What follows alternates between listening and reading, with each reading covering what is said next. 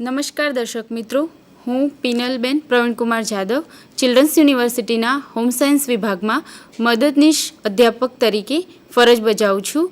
મિત્રો, અગાઉ આપણે ચિલ્ડ્રન્સ યુનિવર્સિટીના હોમ સાયન્સ વિભાગની જાણો ભાગ 1 અને 2માં હોમ સાયન્સ વિભાગ વિશે માહિતી મેળવી હતી. વિભાગમાં ચાલતા અભ્યાસક્રમો તથા તે અભ્યાસક્રમોમાં પ્રવેશ મેળવવા માટેની પ્રવેશ લાયકાત વિશે પણ માહિતી મેળવી. હોમ સાયન્સ વિભાગ દ્વારા થતા સંશોધનો તથા તેના વિકાસલક્ષી પરિણામો અને યુનિવર્સિટીના વિકાસમાં વિભાગનો ફાળો આ વિશે પણ આપ માહિતગાર થયા. એના પછી જે પણ અભ્યાસક્રમો ચાલે છે વિભાગમાં, એ અભ્યાસક્રમોના વિષયો વિશે પણ તમે વિગતવાર માહિતી મેળવી હતી. હવે એના પછીનો આજનો મારો વિષય આહાર અને પોષણ ઉપરનો છે. તો દર્શક મિત્રો, મનુષ્યની પાયાની જરૂરિયાતમાં આહાર, કપડાં અને રહેઠાણ એ મુખ્ય બાબત છે. માનવ જીવનમાં આહાર અને પોષણનું અનેરું સ્થાન છે. આહાર વગર મનુષ્યનું જીવન ટકી શકતું નથી. શ્રીમદ ભગવદ્ ગીતાના 3 અધ્યાયમાં પણ લખ્યું છે કે અન્નાદ ભરવાંત ભૂતાની, એટલે કે પ્રાણીઓ આહારથી પેદા થાય છે. આપણું શરીર આપણે ખાધેલા આહારમાંથી પ્રાપ્ત થતા વિવિધ પોષક તત્વોના આધારે અસ્તિત્વ ધરાવે છે. મનુષ્યના સ્વાસ્થ્યનો આધાર તેને મળતા પોષણ પર છે અને પોષણનો આધાર આહાર પર પડેલો છે. સારી તંદુરસ્તીની પ્રાપ્તિ અને જાળવણી માટે આહાર એ સૌથી મહત્ત્વનું પરિબળ ગણવામાં આવે છે. આહાર એ આપણી શારીરિક અને માનસિક ક્રિયાઓનું યોગ્ય સંચાલન કરે છે. એના આધારે શરીરની બધી જ ક્રિયાઓ નિયમિત થાય છે. જેમ કે શરીરની દેહધાર્મિક ક્રિયાઓ પણ નિયમિત થાય છે. શરીરની વૃદ્ધિ અને વિકાસ પણ સારી રીતે થાય છે. આપણે આપણા રોજિંદા કામ સારી રીતે કરી શકીએ છીએ.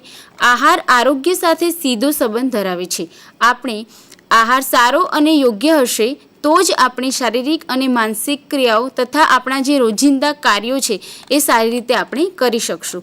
એટલે કે શરીર તંદુરસ્ત હશે, તેનું મન પણ તંદુરસ્ત હશે. આપણામાં એક કહેવત છે કે અન્ન સમા પ્રાણ. માનવી થોડા દિવસ ભૂખ્યો રહી શકે છે, પણ છેવટે જીવનને ટકાવવા આહારની તો જરૂર પડે જ છે. જેમ સ્કૂટર હોય, ગાડી હોય, એમને ચાલવા માટે પેટ્રોલ કે ડીઝલ જરૂરી છે, તેમ આપણા શરીરને યોગ્ય રીતે ચલાવવા માટે આહાર એ ખૂબ જ જરૂરી છે. મનુષ્યને જો પૂરતો આહાર ન મળી રહે તો એ ભૂખથી આકુળ વ્યાકુળ થઈ જાય છે અને તેને કોઈ કામ સૂચતું નથી. આથી પૌષ્ટિક આહાર શરીરનું યોગ્ય રીતે પોષણ કરે છે. વ્યક્તિએ પોતાની ઉંમર, જાતિ, પોતાનો ધંધો, આવક અને ભૌગોલિક વાતાવરણ વગેરે ધ્યાનમાં રાખીને આહાર લેવો જોઈએ. આહાર અને પોષણનું મહત્ત્વ જાણવા માટે આહારના કાર્યોનો, જે એના મૂળભૂત ઘટકો છે, એના કાર્યોનો અભ્યાસ કરવો ખૂબ જ જરૂરી બને છે. દરેક પોષક તત્વોનું આપણા શરીરમાં શું મહત્ત્વ છે તે પણ જાણવું અત્યંત જરૂરી છે. આહારમાંથી આપણને વિવિધ પોષક ઘટકો જેવા કે ચરબી, કાર્બોદિત પદાર્થો, વિટામિન અને ખનિજ ક્ષારો આ બધા જ મળે છે. આહારના આ પોષક ઘટકો દ્વારા વિવિધ કાર્યો કરીને વ્યક્તિને તંદુરસ્ત રાખી શકાય છે. દર્શક મિત્રો, આજે હું તમને આહારના પોષક તત્વો, તેના કાર્યો અને પ્રાપ્તિ સ્થાનોના વિષય પર વાત કરવાની છું. દર્શક મિત્રો, જ્યારે આપણે માનવ પોષણને સમજવું હોય ત્યારે પાયાની જરૂરિયાત તરીકે જુદા જુદા પોષક તત્વો અને તેની શરીરમાં શું ઉપયોગિતા છે એના વિશે જાણવું જરૂરી છે. આ મુદ્દાને ધ્યાનમાં રાખીને આજે હું તમારી સાથે આહારના પોષક તત્વો વિશે પીપીટીના માધ્યમથી વાત કરીશ. આશા રાખું કે આપ સૌ એમાં રસ દાખવશો. દર્શક મિત્રો, આપણો વિષય છે આહારના મૂળભૂત પોષક તત્વો, તેના કાર્યો અને પ્રાપ્તિ સ્થાનો. સૌપ્રથમ આપણે એ વસ્તુને સમજતા પહેલાં આપણે આહારની વ્યાખ્યા સમજીશું કે આહાર, જેને આપણે અંગ્રેજીમાં કહીએ છીએ ફૂડ, એટલે શું? તો કોઈ પણ એવો પદાર્થ કે જેને ખાઈ શકાય છે અથવા પી શકાય છે, જેનું શરીરમાં પાચન અને શોષણ થઈ શકે છે. આહાર એ કોઈ પણ એવો પદાર્થ છે જેને આપણે ખાઈ પણ શકીએ છીએ અને એને પી પણ શકીએ છીએ. એ ઘન સ્વરૂપમાં પણ હોય છે, પ્રવાહી સ્વરૂપમાં પણ હોય છે. એને આપણે શરીરમાં પાચન થાય છે, શોષણ થાય છે.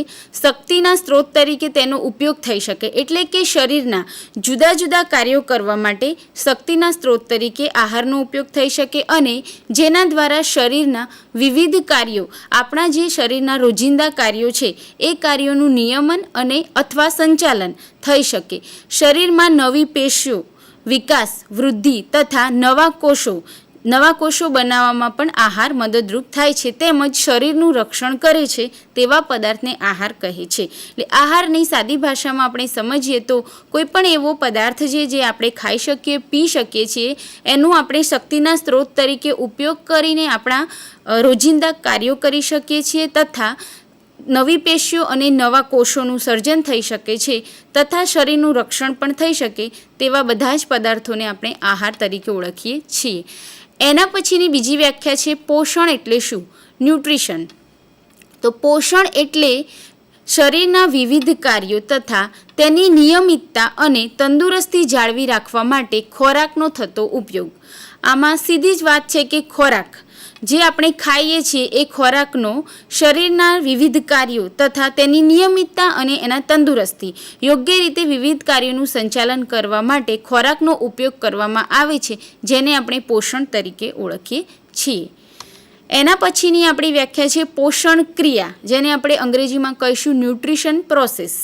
તો પોષણ ક્રિયા એટલે શરીરમાં ચાલતી એવી પ્રક્રિયાઓ કે જેના દ્વારા શરીર આહારમાં રહેલા પોષક તત્વોને પ્રાપ્ત કરે છે, તેમને પચાવે છે, સરળ સ્વરૂપમાં રૂપાંતર કરી તેમનું શોષણ કરે છે. શું છે કે પોષણ ક્રિયા એ શરીરમાં ચાલતી એવી પ્રક્રિયા છે કે જેના દ્વારા આપણે આહારમાં રહેલા પોષક તત્વો, જુદા જુદા પોષક તત્વો વિશે આપણે આગળ વાત કરવાની છે. તો એ પોષક તત્વો પ્રાપ્ત કરીને શરીર એને પચાવે છે, એના જટિલ ફોર્મમાંથી સરળ સ્વરૂપમાં રૂપાંતર કરે છે, આપણા શરીરમાં શોષાય એવા સ્વરૂપમાં એને ફેરવે છે અને એના દ્વારા શરીરની વિવિધ ક્રિયાઓ નિયમિતપણે થાય છે, તંદુરસ્ત જીવન જીવી શકાય છે, તેમજ બિનજરૂરી અને નકામા પદાર્થોનો શરીરમાંથી નિકાલ કરે છે. તો આ બધી જ પ્રક્રિયાને સંયુક્ત રીતે ન્યુટ્રિશન પ્રોસેસ એટલે કે પોષણ ક્રિયા તરીકે ઓળખવામાં આવે છે. એના પછીની આપણી વ્યાખ્યા છે પોષક તત્વો. આજના આપણા વિષયનો આ મેઇન મુદ્દો છે પોષક તત્વો એટલે કે ન્યુટ્રિયન્ટ્સ. તો પોષક તત્વો શું છે? શરીરની વૃદ્ધિ, વિકાસ, પ્રજનન કાર્ય તથા સામાન્ય રોજિંદા જીવન માટે જરૂરી આહારમાં રહેલા જુદા જુદા ઘટકોને આપણે પોષક તત્વો કહીએ છીએ. આહારમાં રહેલા જુદા જુદા એવા ઘટકો કે જેના દ્વારા શરીરની વૃદ્ધિ, વિકાસ, પ્રજનન કાર્ય અને સામાન્ય સ્વસ્થ જીવન જીવી શકીએ એવા ઘટકોને આપણે પોષક તત્વો એટલે કે ન્યુટ્રિયન્ટ્સ અથવા પોષક ઘટકો તરીકે ઓળખીએ છીએ. આપણે રોજિંદા આહારમાં વિવિધ ખાદ્ય પદાર્થોનો ઉપયોગ કરીએ છીએ. આ ખાદ્ય પદાર્થોમાંથી શરીર માટે આવશ્યક એવા આહારના મૂળભૂત ઘટકો મળી રહે છે. એટલે કે આપણે રોજિંદો જે ખોરાક લઈએ છીએ, જે ખાદ્ય પદાર્થો ખાઈએ છીએ, એ ખાદ્ય પદાર્થોમાંથી જ આપણને આહારના બધા જ મૂળભૂત ઘટકો મળી રહે છે. એ ઘટકો છે કાર્બોહાઈડ્રેટ્સ એટલે કે કાર્બોદિત પદાર્થો, પ્રોટીન છે, ચરબી છે, શક્તિ, વિટામિનો, ખનિજ ક્ષારો, પાણી. આ બધા જ એ આહારના મૂળભૂત પોષક તત્વો છે, પોષક ઘટકો છે જે આપણને રોજિંદા આહારમાંથી મળે છે. આહારના મૂળભૂત ઘટકોને પોષક ઘટકો અથવા પોષક તત્વો કહે છે અને આ ઘટકો એ શરીરના વિવિધ કાર્યો માટે અનિવાર્ય છે. હવે મેઇન પોઈન્ટ છે કે આહારના મૂળભૂત પોષક તત્વો એટલે શું? તો આહારના મૂળભૂત પોષક તત્વોમાં આપણે જોઈએ તો એને ડિફરન્ટ કેટેગરીમાં ક્લાસિફાય કરે છે. એમાં પહેલું છે શક્તિ આપનાર તત્વો છે. તો શક્તિ આપનાર તત્વો એક છે કાર્બોદિત, ચરબી અને પ્રોટીન. એ આપણને મોટા ભાગે શક્તિ આપે છે, આપણા શરીરને શક્તિ આપે છે. એના પછીનો છે બીજો પ્રકાર છે શરીરની વૃદ્ધિ અને વિકાસ કરનાર પોષક તત્વો. તો વૃદ્ધિ અને વિકાસ કરનાર પોષક તત્વોમાં પ્રોટીન, ખનિજ તત્વો અથવા તો ખનિજ ક્ષારો એટલે કે એમનું મેઇન ફંક્શન, મહત્વનું કાર્ય શરીરની વૃદ્ધિ અને વિકાસનું છે. અને ત્રીજો પ્રકાર છે શરીરને નિરોગી રાખનાર તત્વો અથવા શરીરનું રક્ષણ કરનાર તત્વો અથવા આપણે એવું કહી શકીએ કે આપણી ઇમ્યુનિટી, બોડીની ઇમ્યુનિટી વધારનાર પોષક તત્વો. તો વિટામિનો, ખનિજ તત્વો અને પાણી. તો આ 3 કેટેગરીમાં આપણે એમને ડિવાઈડ કરે છે. જેમાં હવે પોષક તત્વોનો આપણે બીજા આગળ જોવા જઈએ તો બીજા 2 પ્રકારમાં પણ આપણે એમને ક્લાસિફિકેશન કરી શકીએ છીએ. એમાં છે એક છે મેક્રોન્યુટ્રિયન્ટ્સ એટલે કે બૃહદ પોષક તત્વો અને બીજા છે માઇક્રોન્યુટ્રિયન્ટ્સ એટલે કે સૂક્ષ્મ પોષક તત્વો. મેક્રોન્યુટ્રિયન્ટ્સ એટલે કે બૃહદ પોષક તત્વોમાં આપણે જોઈએ તો એમાં કાર્બોદિત, ચરબી, પ્રોટીન અને એનર્જી એટલે કે શક્તિ, આ પોષક તત્વોનો સમાવેશ આપણે બૃહદ પોષક તત્વોમાં કરીશું. કારણ કે આ પોષક તત્વોની જરૂરિયાત આપણા શરીરમાં વધારે હોય છે. વધારે માત્રામાં આ પોષક તત્વોની જરૂરિયાત આપણા શરીરને હોય છે, માટે તેમને બૃહદ પોષક તત્વો એટલે કે મેક્રોન્યુટ્રિયન્ટ્સ કહે છે, અને એમાં કાર્બોદિત, ચરબી અને પ્રોટીન અને શક્તિ આવે છે. જ્યારે બીજી બાજુ જોવા જઈએ તો માઇક્રોન્યુટ્રિયન્ટ્સ એટલે કે સૂક્ષ્મ પોષક તત્વો. તો સૂક્ષ્મ પોષક તત્વોમાં ખનિજ તત્વો અને વિટામિન્સ આ આવશે. આ પોષક તત્વોની જરૂરિયાત શરીરમાં ઓછી માત્રામાં હોય છે. પોષક તત્વોની જરૂરિયાત તો છે જ, એના વગર શરીરનું સંચાલન નિયમિતપણે થઈ શકે તેમ નથી. જરૂરિયાત તો છે પણ એની માત્રા ઓછી છે, માટે એમને સૂક્ષ્મ પોષક તત્વો અથવા માઇક્રોન્યુટ્રિયન્ટ્સ તરીકે ઓળખવામાં આવે છે. અને એમાં વિટામિનો, ખનિજ તત્વો અને પાણીનો સમાવેશ થાય છે. તો હવે આપણે એક પોષક તત્વને આપણે થોડુંક વિગતવાર સમજીશું. તો પહેલું પોષક તત્વ આપણું છે કાર્બોદિતો એટલે કે કાર્બોહાઈડ્રેટ્સ, જેને આપણે કાર્બોહાઈડ્રેટ્સ તરીકે ઇંગ્લિશમાં ઓળખીશું. આહારમાં સૌથી વધારે આપણે કાર્બોદિત પદાર્થોનો ઉપયોગ કરીએ છીએ. સૌથી વધારે આપણને આહારમાં કાર્બોહાઈડ્રેટ્સ એટલે કે કાર્બોદિત પદાર્થો મળે છે. હવે એમના કાર્યો જોઈએ તો શરીરને ગરમી અને શક્તિ આપવાનું કાર્ય કાર્બોહાઈડ્રેટ્સ એટલે કે કાર્બોદિત પદાર્થો કરે છે. એમાં આપણે આગળ જોઈએ તો 1 ગ્રામ કાર્બોદિત પદાર્થમાંથી આપણને 4 કિલો કેલરી શક્તિ એટલે કે ઉર્જા મળે છે. જ્યારે 1 ગ્રામ કાર્બોહાઈડ્રેટ્સમાંથી 4 કિલો કેલરી 4 કિલો કેલરી શક્તિ મળે છે. મગજ અને જ્ઞાનતંત્રને સારી રીતે કામ કરવા માટે ગ્લુકોઝની જરૂર પડે છે, અને એ ગ્લુકોઝ આપણને સૌથી વધારે કાર્બોદિત પદાર્થોમાંથી મળે છે. આપણું જે માનસિક વિકાસ છે, આપણું જ્ઞાનતંત્ર છે, એ સારી રીતે થાય એના માટે ગ્લુકોઝનું પૂરતું પ્રમાણ હોવું જરૂરી છે, અને એ ગ્લુકોઝ આપણને કાર્બોહાઈડ્રેટ્સ એટલે કે કાર્બોદિત પદાર્થોમાંથી મળે છે. એના પછીનું કાર્ય છે કે હૃદયનું પંપ તરીકેનું કાર્ય કરવા માટે કાર્બોદિત પદાર્થો બળતણ તરીકે વપરાય છે. આપણે બધા જાણીએ છીએ કે આપણું જે હાર્ટ છે, હૃદય છે, એ આપણા શરીરનું એક અભિન્ન અંગ ગણાય છે. એનું જે સામાન્ય ફંક્શન છે, એનું કાર્ય છે, એનું પમ્પિંગ કરવાનું જે કાર્ય છે, એની નિયમિતતા જાળવવા માટે બળતણ તરીકે કાર્બોદિત પદાર્થોનો ઉપયોગ થાય છે. એના પછીનું કાર્ય છે સ્નાયુઓના હલનચલનની ક્રિયાઓ સારી રીતે થવા માટે શક્તિની જરૂર પડે છે. આપણા જે મસલ્સ છે, સ્નાયુઓ છે બોડીના, એમની ક્રિયા નોર્મલ થવા માટે, સારી રીતે થવા માટે શક્તિની જરૂર પડે છે, અને મોટાભાગની શક્તિ એ આપણને કાર્બોદિત પદાર્થોમાંથી મળે છે. એના પછી છે આંતરડામાં વિટામિન બી કોમ્પ્લેક્સ. બી જૂથના વિટામિનો જે છે એમના વિશ્લેષણ કરતા એટલે કે બી કોમ્પ્લેક્સનું ઉત્પાદન કરતા બેક્ટેરિયાની વૃદ્ધિ માટે યોગ્ય માધ્યમ પૂરું પાડે છે. આપણા આંતરડામાં અમુક પ્રકારના બેક્ટેરિયા જે ઉત્પન્ન થાય છે, અને એ બેક્ટેરિયા જે છે એ વિટામિન બી કોમ્પ્લેક્સનું વિશ્લેષણ કરે છે, કે જે વિટામિન્સ આપણા શરીર માટે ખૂબ જ જરૂરી છે. તો એ વિટામિનનું વિશ્લેષણ કરતા જે બેક્ટેરિયા છે, એ બેક્ટેરિયાને વૃદ્ધિ થવા માટે, એમનો ગ્રોથ થવા માટે યોગ્ય માધ્યમ આપણને કાર્બોદિત પદાર્થો પૂરા પાડે છે. બીજું છે કબજિયાત થતો અટકાવે છે. બીજી વસ્તુ કે આંતરડાનું કેન્સર જેવી ગંભીર બીમારીઓ સામે પણ કાર્બોદિત પદાર્થો એટલે કે કાર્બોહાઈડ્રેટ્સ રક્ષણ આપે છે. જેમાં સેલ્યુલોઝ છે, રેસાઓ છે, જેને આપણે ફાઇબર તરીકે પણ ઓળખીએ છીએ.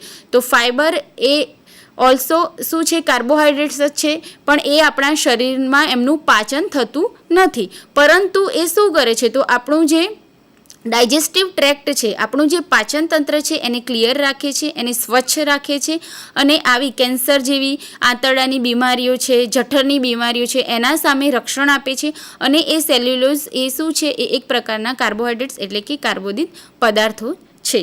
હવે એના પછી આપણે જોઈશું કાર્બોદિતોના પ્રાપ્તિ સ્થાનો. તો આપણને આહારમાંના કયા કયા સ્ત્રોતમાંથી આપણે કાર્બોહાઈડ્રેટ્સ, કાર્બોદિત પદાર્થો મેળવી શકીશું. તો અનાજ જેવા કે ઘઉં, ચોખા, બાજરી, જુવાર, સૂકા વટાણા છે, બટાટા છે, શક્કરિયા, ફળો છે, શાકભાજી, ખાંડ, ગોળ અને મધ, આ બધા જ આહારના જે વિવિધ પ્રકારો છે, એમાંથી આપણને કાર્બોદિત પદાર્થો સારા એવા પ્રમાણમાં મળી રહે છે. દર્શક મિત્રો, તમે ફોટોમાં પણ જોઈ શકો છો કે કાર્બોહાઈડ્રેટ્સ, કાર્બોદિત પદાર્થના સોર્સિસ બતાવેલા છે. તો એમાંથી આપણને કાર્બોહાઈડ્રેટ્સ એટલે કે કાર્બોદિત પદાર્થો સારા એવા પ્રમાણમાં મળે છે. એના પછી આપણું બીજું પોષક તત્વ છે પ્રોટીન. પ્રોટીન શબ્દનો અર્થ થાય છે પ્રાથમિક કે પ્રથમ સ્થાન. કારણ કે તે શરીરના તમામ મહત્ત્વના કાર્યો જેવા કે વૃદ્ધિ, વિકાસ, કોષોનું નવસર્જન માટે પ્રોટીન એ અનિવાર્ય છે. જેમ મકાન ચણવા માટે ઈંટોની જરૂર પડે છે તેમ આપણા શરીરના ઘડતર માટે પણ પ્રોટીન જરૂરી છે. એટલે કે નવી પેશીઓનું સર્જન કરવું, નવા કોષોનું સર્જન કરવું, આ બધું જ કામ પ્રોટીન કરે છે. તો પ્રોટીનના કાર્યો જોઈએ આપણે વિગતે. તો શરીરના વૃદ્ધિ અને વિકાસ માટે અનિવાર્ય છે. બાળક જ્યારે જન્મે છે ત્યારથી તેના વિકાસ અને વૃદ્ધિમાં તેના શરીરમાં નવી પેશીઓ, નવા કોષોના સર્જન માટે પ્રોટીન એ અતિ મહત્ત્વનો ભાગ ભજવે છે. શરીરમાં થયેલ ઈજા કે ઘસારાની પૂર્તિ કરવાનું કાર્ય પણ પ્રોટીન કરે છે. કોઈપણ જગ્યાએ આપણને ઘા થયો છે, આપણને વાગ્યું છે, તો એ કોષો મૃત પામે છે, તો એમાં નવા કોષોના સર્જનનું કામ પણ પ્રોટીન કરે છે. શરીરને શક્તિ આપવાનું કામ પણ કરે છે. એટલે કે 1 ગ્રામ પ્રોટીનમાંથી આપણને 4 કિલો કેલરી શક્તિ મળે છે. શરીરની વિવિધ ક્રિયાઓ માટેના અંતઃસ્ત્રાવો, આપણા શરીરની ક્રિયાઓનું સંચાલન અને નિયમન અંતઃસ્ત્રાવો એક મહત્ત્વનો ભાગ ભજવે છે. તો એ અંતઃસ્ત્રાવોના ઉત્પાદનમાં પણ પ્રોટીન ખૂબ જ જરૂરી છે. ઉત્સેચકોના ઉત્પાદન તથા નિયમનમાં પણ મદદરૂપ થાય છે. શરીરની વિવિધ ક્રિયાઓના સંચાલન અને એમનું યોગ્ય રીતે સંચાલન કરવામાં પણ ઉત્સેચકો અતિ મહત્ત્વના છે અને એ ઉત્સેચકોના ઉત્પાદન માટે પણ પ્રોટીન મહત્ત્વનું છે. આપણી રોગપ્રતિકારક શક્તિ વધારવામાં પણ પ્રોટીન મદદરૂપ થાય છે. એટલે કે આપણી ઇમ્યુન સિસ્ટમ વધારવા માટે પણ પ્રોટીન મહત્ત્વનું છે. શરીરમાં પાણીનું સંતુલન જાળવી રાખે છે. આશ્રુતિ દાબ જાળવી રાખવામાં પણ પ્રોટીન અતિ મહત્ત્વનો ભાગ ભજવે છે. તો પ્રોટીનના પ્રાપ્તિ સ્થાનોમાં આપણે 2 બાજુ જોઈશું. તો વનસ્પતિજન્ય પર આપેલા છે અને પ્રાણીજન્ય પણ છે. તો વનસ્પતિજન્યમાં કઠોળ જેવા કે મગ, ચણા, મઠ, વાલ, તુવેર દાળ, મગ દાળ, ચણા દાળ, અડદ દાળ, મસૂર દાળ છે, સૂકા વટાણા છે, સોયાબીન છે. તેલીબિયામાં જોઈએ તો તલ છે, સિંગદાણા છે, કોપરું છે, ટોપરાની છીણ છે. આ બધા જ પ્રોટીનના મહત્ત્વના સ્ત્રોત છે. સૂકા મેવામાં બદામ, કાજુ, અખરોટ, પિસ્તા વગેરેમાંથી પણ આપણને પ્રોટીન સારા એવા પ્રમાણમાં મળી રહે છે. પ્રાણીજન્ય પ્રાપ્તિ સ્થાનોની વાત કરીએ તો દૂધ અને દૂધની બનાવટો, દૂધનો પાવડર છે, ચીઝ છે, દહીં, પનીર, સ્કીમ મિલ્ક એટલે કે મલાઈ વગરનું દૂધ, ઈંડાનો સફેદ ભાગ, આ બધા જ એ પ્રોટીનના મહત્ત્વના સ્ત્રોત છે. એના પછીનો બીજો એક ફોટોગ્રાફ છે. એમાં આપણા પ્રોટીનના વેજીટેરિયન સોર્સિસ બતાવેલા છે, જેમાં ડ્રાયફ્રૂટ્સ છે, અલગ અલગ પ્રકારના કઠોળ છે, અમુક લીલા શાકભાજી પણ છે અને એનિમલ પ્રોડક્ટ્સમાં આપણે પનીર છે, ચીઝ છે, એ વસ્તુ પણ એમાં ફોટોમાં તમે જોઈ શકો છો. એના પછીનો ત્રીજો પોષક તત્વ છે ચરબી. તો ચરબીના કાર્યોમાં આપણે જોઈએ તો ચરબીમાંથી આપણને સૌથી વધુ ગરમી અને શક્તિ મળે છે. બીજા બધા પોષક તત્વોની સરખામણીમાં ચરબી આપણા શરીરને સૌથી વધારે ગરમી અને શક્તિ આપે છે. એટલે કે 1 ગ્રામ ચરબીમાંથી આપણને 9 કિલો કેલરી શક્તિ એટલે કે ઉર્જા મળે છે. ચરબી એ વધારાની શક્તિનો શું કરે છે? શરીરમાં સ્ટોર કરે છે, સંગ્રહ કરે છે અને એ જે શક્તિ છે એનું ગ્લાયકોજનના ફોર્મમાં, ગ્લાયકોજનના સ્વરૂપે શરીરમાં સંગ્રહ થાય છે અને જરૂર પડે ત્યારે એ શરીરને શક્તિ આપે છે. એટલે કે જે વધારાની શક્તિ છે એનો સ્ટોર થાય છે અને પછી જ્યારે શરીરને જરૂર પડે ત્યારે એના કાર્યો માટે શક્તિ પૂરી પાડે છે. બીજું છે કે ચરબી એ પ્રોટીનને બચાવે છે, કારણ કે ચરબીયુક્ત આહાર લેવાથી પ્રોટીનનું દહન થતું અટકે છે. હવે પ્રોટીનનું મેઇન ફંક્શન છે વૃદ્ધિ અને વિકાસનું. જ્યારે આપણા શરીરમાં ચરબીનો અભાવ હોય કે શક્તિનો અભાવ હોય ત્યારે પ્રોટીન તેનું જે મેઇન કાર્ય છે એને મૂકી અને શક્તિ આપવાનું કામ કરે છે. માટે અહીંયા એવું લખ્યું છે કે જ્યારે ચરબી પૂરતા પ્રમાણમાં શરીરમાં હોય ત્યારે પ્રોટીનને ચરબીનું કામ કરવા માટે વપરાવું પડતું નથી. માટે પ્રોટીનનું દહન થતું અટકે છે અને પ્રોટીનનું જે મૂળ કાર્ય છે વૃદ્ધિ અને વિકાસનું એ જ એ કરે છે. માટે લખ્યું છે કે ચરબી એ પ્રોટીનને બચાવે છે, કારણ કે શરીરમાં પૂરતા પ્રમાણમાં ચરબી હશે તો પ્રોટીનનું દહન થતું અટકશે. એના પછી છે શરીરના નાજુક અવયવોનું રક્ષણ કરે છે. શરીરના નાજુક સેન્સિટિવ ઓર્ગન્સ આપણે કહીએ તો મગજ છે, હૃદય છે, કિડની છે, તો આવા બધા જે ઓર્ગન્સ છે એમના ફરતે ચરબીનું એક લેયર હોય છે, એક સ્તર હોય છે, જેના કારણે એવા સેન્સિટિવ ઓર્ગન જે છે નાજુક અવયવ એમને બહારના આંચકાઓ કે બીજા કોઈ ફેરફારો સામે રક્ષણ મળે છે, કારણ કે એમની આજુબાજુ ચરબીનું સ્તર હોય છે, સરાઉન્ડિંગ એક લેયર હોય છે, જેના લીધે બીજા મિકેનિકલ આંચકાઓ જે હોય છે એનાથી એમનું રક્ષણ થાય છે. એના પછી છે ચરબી દ્રાવ્ય વિટામિનો પૂરા પાડવાનું કાર્ય કરે છે. હવે વિટામિનો આપણે આગળ જોઈશું. એમાં વિટામિન A, D, E અને K આ 4 વિટામિનો એવા છે કે જે ચરબી દ્રાવ્ય વિટામિન છે, એટલે કે ફેટ સોલ્યુબલ વિટામિન છે. તો એ ફેટ સોલ્યુબલ વિટામિન ચરબીમાં જ સોલ્યુબલ થશે, એટલે કે દ્રાવ્ય એ ચરબીમાં થશે. જ્યારે પણ આપણે વિટામિન એડી કે ફેટ સોલ્યુબલ વિટામિન આહાર દ્વારા શરીરમાં લઈશું તો એ ચરબીમાં દ્રાવ્ય થઈને ઓગળીને પછી જ આપણા શરીરમાં કાર્ય કરશે. માટે ચરબી દ્રાવ્ય વિટામિનોને માધ્યમ પૂરું પાડવાનું કામ પણ ચરબી કરે છે. એના પછી છે ભૂખ સંતોષવાનું કાર્ય કરે છે. આપણે જે ચરબી છે આપણે કોમ્પ્લેક્સ ન્યુટ્રિયન્ટ્સ કહીએ છીએ, એટલે કે જટિલ પોષક તત્વ છે, એને પચતા વાર લાગે છે. આથી જ આપણને ચરબીયુક્ત આહાર લીધા પછી લાંબા સમય સુધી ભૂખ લાગતી નથી. માટે આપણું એક કહી શકાય કે ભૂખ સંતોષવાનું કાર્ય પણ કરે છે. આહારને વિવિધ પ્રકારની સુગંધ, ટેક્સચર એટલે કે આકાર, એનું સ્ટ્રક્ચર, એનું સુગંધ, ફ્લેવર આપવાનું કામ પણ ચરબી કરે છે, એટલે કે ફેટ કરે છે. ત્વચા નીચે ચરબીનું પડ હોય છે જે શરીરનું તાપમાન જાળવી રાખવાનું કામ પણ કરે છે તથા ત્વચાના રક્ષણ માટે પણ ઉપયોગી છે. શરીરમાં કેલ્શિયમના શોષણ અને વપરાશ માટે પણ ચરબી એ મદદરૂપ થાય છે. ચરબીના સ્ત્રોતો આપણે જોઈશું તો વનસ્પતિજન્ય અને પ્રાણીજન્ય. તો વનસ્પતિજન્યમાં તલ, મગફળી, કોપરું છે, રાઈ, સરસવ, કપાસિયાનું તેલ, સૂર્યમુખીનું તેલ, સોયાબીન, સૂકા મેવા છે, બદામ, કાજુ, પિસ્તા, અખરોટ, આ બધા એ વનસ્પતિજન્ય સ્ત્રોતો છે જેમાંથી આપણને ફેટ એટલે કે ચરબી સારા એવા પ્રમાણમાં મળી રહે છે. બીજું પ્રાણીજન્ય સ્ત્રોતોમાં જોઈએ તો દૂધ છે, આખું દૂધ છે, મલાઈવાળું દૂધ, દૂધની બનાવટો છે, માખણ છે, મલાઈ છે, ઘી અને પનીર, આ બધામાંથી પણ ચરબી આપણને સારા એવા પ્રમાણમાં મળી રહે છે. આ ફોટોમાં આપણે જોઈ શકીએ છીએ કે ચરબીના સ્ત્રોતો છે જેમાં ઓલિવ ઓઇલ છે, સૂર્યમુખીનું તેલ છે, કોપરું છે, ફ્લેક્સીડ છે, પીનટ છે, મગફળી છે, આલમંડ્સ છે, બદામ જે સૂકા મેવા જે છે એમાંથી પણ આપણને ચરબીના સ્ત્રોત સારા એવા પ્રમાણમાં મળી રહે છે. ચરબીમાં આપણે જોઈએ દર્શક મિત્રો તો સંતૃપ્ત ચરબી અને અસંતૃપ્ત ચરબી. તો સંતૃપ્ત ચરબી એ આપણા શરીર માટે નુકસાનકારક છે. માટે આપણે હંમેશા જે ચરબી લઈએ છીએ અથવા તો ફેટ આપણા બોડીના ફંક્શન્સ માટે જરૂરી છે તો આપણે એમાં અસંતૃપ્ત એટલે કે અનસેચ્યુરેટેડ ફેટી એસિડ, અસંતૃપ્ત ફેટ અથવા અસંતૃપ્ત ચરબી એ આપણા શરીર માટે નુકસાનકારક નથી અને હેલ્ધી છે. માટે આપણે બને ત્યાં સુધી અસંતૃપ્ત ફેટી એસિડ એટલે કે અસંતૃપ્ત ચરબી લેવી જોઈએ.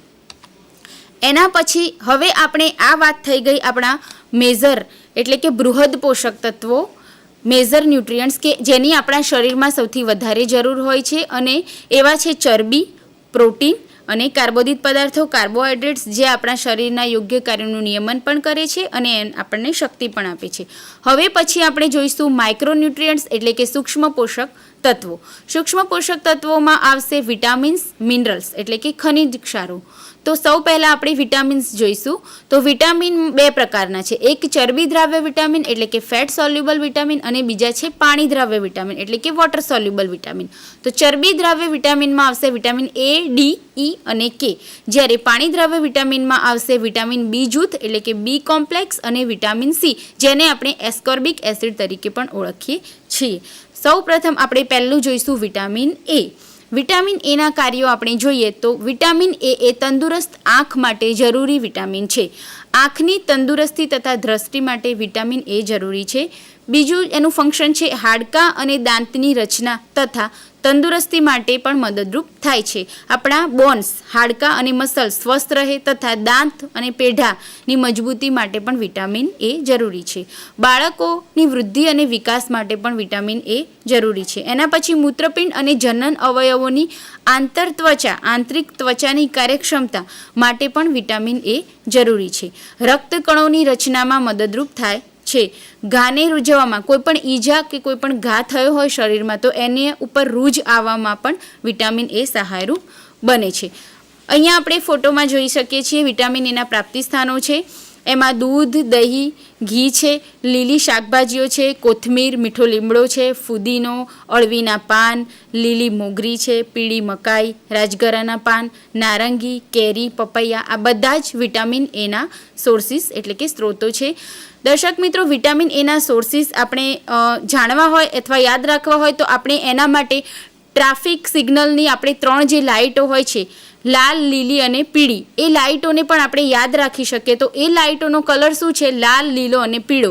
તો આપણે એવું યાદ રાખીએ કે લાલ, લીલા અને પીળા કલરના જેટલા પણ શાકભાજી અને ફળો છે એ વિટામિન એના સારા એવા સમૃદ્ધ સ્ત્રોતો છે. એના પછી બીજું વિટામિન છે આપણું ફેટ સોલ્યુબલ વિટામિન ડી છે. તો વિટામિન ડી આપણે જોઈએ તો હાડકાં તેમજ દાંતના બંધારણ માટે અતિ મહત્ત્વનું છે, આવશ્યક છે. તેનું મુખ્ય કાર્ય વિટામિન ડીનું મુખ્ય કાર્ય છે કેલ્શિયમ અને ફોસ્ફરસનું આંતરડામાં શોષણ કરવાનું છે. એટલે કે વિટામિન ડી જે છે એ જરૂરી છે. શેના માટે? આપણે કેલ્શિયમ અને ફોસ્ફરસ તો લઈએ પણ એનું એબ્ઝોર્પ્શન બોડીમાં એનું શોષણ થવાનું કાર્ય વિટામિન ડીની હાજરીમાં જ થાય છે. માટે કેલ્શિયમ અને ફોસ્ફરસની ઉપયોગિતા શરીરમાં સારી રીતે કરવી હોય તો વિટામિન ડી પણ એટલું જ જરૂરી છે. વિટામિન ડીની હાજરી હોવી એટલી જરૂરી છે. એના પછી છે લોહીમાં કેલ્શિયમનું પ્રમાણ જાળવવા માટે પણ વિટામિન ડી જરૂરી છે. વિટામિન ડીના પ્રાપ્તિ સ્થાનો આપણે જોઈએ તો વિટામિન ડી જે છે એ મેઇન એનો સોર્સ કહીએ તો આપણને સીધું સનલાઇટ એટલે કે સૂર્યપ્રકાશમાંથી મળે છે. તો વિટામિન ડી કુદરતમાંથી મુખ્યત્વે આપણને સૂર્યપ્રકાશમાંથી મળે છે. હવે વિટામિન ડી જ્યારે આપણે સૂર્યપ્રકાશમાંથી લઈએ છીએ એનું કેવી રીતે શરીરમાં ઉપયોગ થાય છે? તો શરીરની ચામડી નીચે ચરબીમાં રહેલ કોલેસ્ટેરોલ નામનો જે પદાર્થ છે, આપણા ચામડી જે આપણી શરીરની ચામડી છે એની ચરબીમાં રહેલો પદાર્થ છે કોલેસ્ટ્રોલ, એના ઉપર સૂર્યનો પ્રકાશ પડે છે જેથી કરીને એ પદાર્થ વિટામિન ડીમાં ફેરવાય છે અને આપણા બોડીમાં વિટામિન ડી ઉપયોગી બને છે. તો આવી રીતે આપણે સીધું સનલાઇટમાંથી ડાયરેક્ટલી વિટામિન ડી પ્રાપ્ત કરી શકીએ છીએ. અને બીજા પ્રાણીજન્ય પદાર્થો પણ છે જેમાંથી વિટામિન ડી મળે છે. એ આપ જોઈ શકો છો, દૂધ છે, માખણ છે, ઈંડા છે વગેરેમાંથી પણ વિટામિન ડી આપણે સારા એવા પ્રમાણમાં પ્રાપ્ત કરી શકીએ છીએ. અહીંયા ફોટોમાં પણ તમે જોઈ શકો છો નેચરલ સનલાઇટ છે, ફોર્ટિફાઈડ મિલ્ક છે, ચીઝ છે, આ બધામાંથી અમુક સિરિયલ્સ, કઠોળ છે, અનાજ છે, એમાંથી પણ આપણે વિટામિન ડી મેળવી શકીએ છીએ. એના પછી છે વિટામિન ઈ. વિટામિન ઈનું કાર્ય આપણે જોઈએ તો મેઇન ફંક્શન વિટામિન ઈ જે છે એન્ટીઓક્સિડન્ટ એટલે કે રોગ પ્રતિકારક શક્તિ વધારતા તત્વ તરીકે કાર્ય કરે છે. વિટામિન ઈ એ એન્ટીઓક્સિડન્ટ તરીકે વર્તે છે. રક્તમાં રહેલ હિમોગ્લોબિનની રચના માટે જરૂરી છે. એટલે કે આપણું રુધિર જે રક્ત છે એ સ્વસ્થ રાખવા માટે, એને હેલ્ધી રાખવા માટે એનામાં હિમોગ્લોબિનનું પ્રમાણ વધારે હોવું જરૂરી છે અને એ હિમોગ્લોબિન બનવા માટે પણ વિટામિન ઈ એ મદદરૂપ થાય છે. બીજું છે કે લીવર પર થતી ઝેરી અસરો, જે પણ ટોક્સિક અસર થાય છે આપણા લીવરને, એ અસરોને દૂર કરે છે. ગર્ભની યોગ્ય વૃદ્ધિ માટે પણ જરૂરી છે. તો વિટામિન ઈ ના આ કાર્યો છે. હવે એના આપણે સોર્સિસ જોઈશું તો ઘઉંના બીજાંકુર છે, જવ છે, વનસ્પતિજ તેલ છે, ધાન્યો છે, કઠોળ છે, ફળો, શાકભાજી, પ્રાણીજન્ય ખાદ્યો, આ બધામાંથી પણ વિટામિન ઈ એ સારા પ્રમાણમાં મળે છે. અહીંયા ફોટોમાં પણ તમે જોઈ શકો છો કીવી છે, એવોકેડો છે, એ બધા વિટામિન ઈના રીચ સોર્સિસ છે. નટ્સ છે એટલે કે સૂકા મેવા છે, તેલીબિયા છે, એ બધામાં. પછી ઓઇલ અમુક જે છે એનામાં પણ વિટામિન ઈ સારા પ્રમાણમાં મળે છે. અને આપણું છેલ્લું છે ફેટ સોલ્યુબલ વિટામિન્સ એટલે કે ચરબી દ્રાવ્ય વિટામિન્સમાં છે વિટામિન કે, જેને આપણે એન્ટી હેમરેજિક વિટામિન તરીકે પણ ઓળખીએ છીએ. વિટામિન એના કાર્યોમાં જોઈએ તો વિટામિન કે એ એન્ટી હેમરેજિક વિટામિન તરીકે કાર્ય કરે છે. રુધિરને જામવામાં મદદ કરે છે. એટલે કે શરીરમાં કોઈ પણ જગ્યાએ ઘા થયો હોય અથવા તમને ઈજા થઈ હોય તો શરીરમાંથી લોહી જે વહી જાય છે એ લોહીને વહી જતું અટકાવવાનું કાર્ય વિટામિન કે કરે છે. એટલે કે લોહીને જામવાનું, દેટ મીન્સ કે કોઈ પણ જગ્યાએ તમને વાગ્યું છે તો તમે જોજો કે એમાંથી તમને ઘા ઉપરથી લોહી વહેતું હોય છે, તો એ લોહીને વહેતું ઓછું કરવા અથવા તો એને રોકવા માટે વિટામિન કે એ મહત્વનો ભાગ ભજવે છે. માટે એને એન્ટી હેમરેજિક વિટામિન તરીકે પણ ઓળખાય છે. એ એનું મેઇન ફંક્શન છે. હવે એના પ્રાપ્તિ સ્થાનો જોઈશું તો લીલા પાંદડાવાળા શાકભાજી જેવા કે પાલક છે, કોબીજ, મેથીની ભાજી છે, મૂળાના પાન, ફ્લાવર્સ, ઘઉંનું થૂલું છે, ગાજર, બટેટા, પ્રાણીજન્ય ખાદ્યો જેવા કે દૂધ, માંસ વગેરેમાંથી પણ આપણને વિટામિન કે સારા એવા પ્રમાણમાં મળે છે. અહીંયા ફોટોમાં તમે જોઈ શકો છો કે વિટામિન કેના રિસોર્સિસ આપેલા છે. ગ્રીન લીફી વેજીટેબલ્સ છે, પોટેટો છે, ગાજર છે, અનાજ છે, અમુક કઠોળ છે, ધાન્યો છે, એમાંથી પણ આપણને વિટામિન કે સારા એવા પ્રમાણમાં મળે છે. તો અત્યાર સુધીને આપણે વાત કરી એ ફેટ સોલ્યુબલ એટલે કે ચરબી દ્રાવ્ય vitamin A, D, E, K હતા. હવે આપણે જોઈશું વોટર સોલ્યુબલ એટલે કે પાણીમાં દ્રાવ્ય વિટામિનો. તો વોટર સોલ્યુબલમાં મુખ્યત્વે 2 વિટામિન્સો આવે છે. એક છે વિટામિન B કોમ્પ્લેક્સ એટલે કે બી જૂથના વિટામિન અને બીજું છે વિટામિન C. આ 2 એવા છે જે વોટર સોલ્યુબલ એટલે કે પાણી દ્રાવ્ય વિટામિન છે. પહેલું આપણે જોઈશું વિટામિન B કોમ્પ્લેક્સ. તો વિટામિન B કોમ્પ્લેક્સના કાર્યો જે છે તો પોષક તત્વોને પાચન કરવાની પ્રક્રિયામાં બીજા પોષક તત્વોની સાથે શોષણ વધારવા માટે વિટામિન બી જૂથ જે છે એ ક્રિયા પ્રતિક્રિયા કરે છે. એટલે કે બી કોમ્પ્લેક્સ વિટામિનો એ જે આપણે આગળ જોયા એ પ્રમાણે બૃહદ પોષક તત્વો છે જે આપણા મેક્રોન્યુટ્રિયન્ટ્સ પ્રોટીન છે, ચરબી છે, શક્તિ છે, તો એમની પાચન ક્રિયા કરવા માટે પણ આ વિટામિન્સ જરૂરી છે. શરીરની રાસાયણિક પ્રતિક્રિયાઓ વધારવા માટે પણ સહઉત્સેચક તરીકે કાર્ય કરે છે. જ્ઞાનતંતુઓ, માંસપેશીઓ, ચામડી અને હૃદયના સ્વાસ્થ્ય કાર્ય માટે પણ જરૂરી છે. ચેતાતંત્ર અને રોગપ્રતિકારક તંત્રના કાર્ય માટે પણ વિટામિન બી જૂથ જરૂરી છે. જાતીય અંતઃસ્ત્રાવો અને હિમોગ્લોબિનની રચના માટે પણ અનિવાર્ય છે. હવે એના પ્રાપ્તિ સ્થાનો એકવાર જોઈ લઈએ તો આખું અનાજ છે, કઠોળ છે, તેલીબિયા, ઘઉંના અંકુર છે, થૂલું છે, મગ, તુવેરની દાળ, ફણગાવેલા કઠોળ, મગફળી, સોયાબીન, ફળો, શાકભાજી, આ બધામાંથી વિટામિન બી કોમ્પ્લેક્સ આપણને સારા એવા પ્રમાણમાં મળી રહે છે. બીજો એક ફોટો જે છે એમાં બી કોમ્પ્લેક્સમાં કયા કયા વિટામિનો આવે છે તો B1 છે થાયામીન તરીકે ઓળખીએ, B2 રિબોફ્લેવિન, B3 નાયસિન, B5 જે છે એ પેન્ટોથેનિક એસિડ છે, B6 પાયરોડોક્સિન, B7 biotin, B9 folate, B12 સાયનોકોબાલેમાઇન અને વિટામિન સી આપણે એસ્કોર્બિક એસિડ તરીકે ઓળખીએ છીએ. તો આ બધા જ બી જૂથના વિટામિન જે છે એ આપણા શરીરને નિયમિત કાર્યો અને સંચાલન માટે ખૂબ જ જરૂરી છે. એના પછી છે વિટામિન સી જે તમે બધા જાણો છો એસ્કોર્બિક એસિડ જે આપણી ઇમ્યુનિટી રોગપ્રતિકારક શક્તિ વધારવા જરૂરી છે. સ્વસ્થ પેઢા, મજબૂત દાંત અને હાડકાં માટે પણ મહત્વનો ભાગ ભજવે છે. ગાર ઉજવવામાં મદદ કરે છે. લોહ તત્વના શોષણ માટે વિટામિન સી જરૂરી છે. દર્શક મિત્રો તમે જાણતા હશો કે હિમોગ્લોબિન સારું એવું બનાવવા માટે લોહ તત્વ જરૂરી છે. આયન જેને આપણે કહીએ છીએ જરૂરી છે. તો આયનના શોષણ માટે વિટામિન સી જરૂરી છે. તમે ગમે તેટલું આયન આહાર દ્વારા લેશો પણ જો તમારા શરીરમાં વિટામિન સી નહીં હોય તો આયનનું અવશોષણ થશે નહીં, શરીરમાં આયનનો ઉપયોગ થશે નહીં. માટે આયનના અવશોષણ માટે પણ વિટામિન સી જરૂરી છે. શક્તિના ચયાપચય માટે જરૂરી છે. એના પ્રાપ્તિ સ્થાનો ઝડપથી જોઈ લઈએ. ખાસ કરીને ખાટા અને ખટમધુરા ફળો, લીંબુ, સંતરા, મોસંબી, આમળા છે. શાકભાજી કંદમૂળમાં જોઈએ તો બટેટા, ટમેટા, શક્કરિયા છે. લીલા શાકભાજી, ફ્લાવર, કોબીજ, કંકોડા, કારેલા, સરગવો છે, લીલી ભાજીઓ અને આમળા જે છે એ વિટામિન સી પુષ્કળ પ્રમાણમાં મળે છે. 100 ગ્રામ આમળામાંથી આપણને 600 મિલીગ્રામ વિટામિન સી મળે છે. તો આના સોર્સિસ હતા. હવે છેલ્લું એક પોષક તત્વ છે લોહ તત્વ. એને આપણે આયન તરીકે ઓળખીએ છીએ. તો લોહ તત્વ આયનનું મુખ્ય કાર્ય સ્વસ્થ રુધિર માટે છે. એટલે કે હિમોગ્લોબિનની રચના, હિમોગ્લોબિન સારું બનાવવા માટે લોહ તત્વ એ ખૂબ જ જરૂરી છે. અસ્થિમજ્જામાં જે રક્તકણો ઉત્પન્ન થાય છે એ રક્તકણોના ઉત્પાદનમાં પણ લોહ તત્વ મહત્વનો ભાગ ભજવે છે. સ્નાયુઓના હલનચલન માટે પણ એ મહત્વનું છે. માનસિક વિકાસ, આપણો જે મેન્ટલ ડેવલપમેન્ટ છે એના માટે પણ જરૂરી છે. આપણા જે ડીએનએ અને આરએનએ જે છે બોડીના એ ડીએનએ અને આરએનએના સંશ્લેષણમાં પણ લોહ તત્વ ખૂબ જ જરૂરી છે. તેમજ સ્વસ્થ પેઢા, દાંત અને હાડકાં માટે પણ જરૂરી એવું પ્રોટીન જે છે જેને આપણે કોલાજન તરીકે ઓળખીએ છીએ અને એ પ્રોટીનના સંશ્લેષણમાં પણ લોહ તત્વ એ જરૂરી છે. એના પ્રાપ્તિ સ્થાનો જોઈ લઈએ તો આયનના સોર્સિસમાં જોઈએ તો કઠોળમાં સારા પ્રમાણમાં હોય છે. અનાજનું ઉપલું પડ જે છે એમાં પણ સારા એવા પ્રમાણમાં લોહ તત્વ હોય છે. મગફળી, બદામ, પિસ્તા છે, ખજૂર છે, ગોળ, તલ અને મસાલામાં પણ સારા પ્રમાણમાં હોય છે. અને લીલા પાંદડાવાળા શાકભાજી, મેથીની ભાજી, પાલકની ભાજી, તાંદળજા આ વગેરે આયનના સારા એવા સોર્સ. દર્શક મિત્રો, મને આશા છે કે આજના મારા વ્યાખ્યાન થકી તમને સ્વસ્થ જીવન માટે આહારનું મહત્વ તથા આહારમાં રહેલા પોષક ઘટકો કે જે સ્વસ્થ મનુષ્ય જીવન માટે મહત્વના છે તેના વિશે તમે માહિતી મેળવી હશે અને આ વ્યાખ્યાન આપના વ્યવહારુ જીવનમાં પણ ઉપયોગી થઈ શકે અને તમારા પરિવારજનોને પણ આ વ્યાખ્યાન થકી તમે આહાર અંગેનું ભાથું આપી શકો તેવી હું અપેક્ષા સાથે મારી વાણીને વિરામ આપું છું. અસ્તુ. વંદે માતરમ. જય ભારત.